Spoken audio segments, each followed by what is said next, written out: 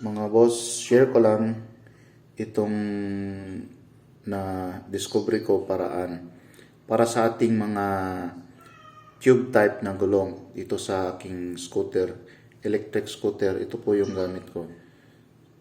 Na-order ko po to sa noon. Safi Wax Tire Sealant and Inflator. Ito po kasi na flat yung gulong ko dahil tubeless, hindi siya tubeless. Ito yung ginamit ko. Nag-order ako sa noon. Pero issue pag ma-flat tayo tapos walang malapit na vulcanizing, abala. Ito po. Share ko lang baka makatulong dito sa inyo. Para iwas flat at hindi na kailangan maggamit ng gulong na yung walang hangin. Ito po. Lagay lang dito. Direct lang siya. Dito. Meron siyang nozzle dito. Tapat mo lang yan. Ito po. Lagay dito. Sa electric scooter ko. Ito siya. Yan. Yan po yung electric scooter ko. Daming beses na itong natusok.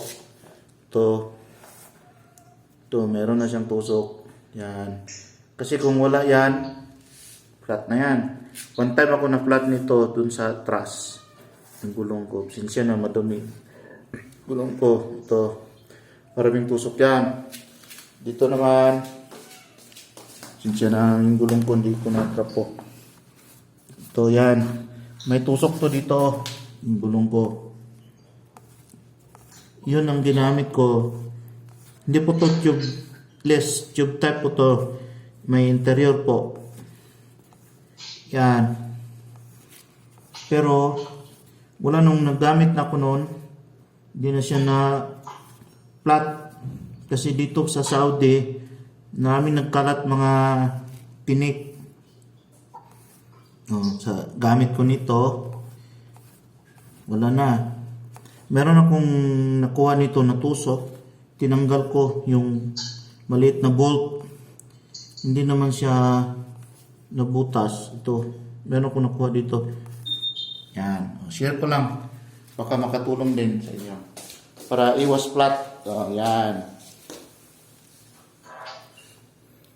Yan dito na lang. Ito siya. Wax Tire Sealant. Pwede mo siyang i-order sa noon. Yan. Ito siya. Effective to. Legit. Ako mismo nakatry nito. Safi Wax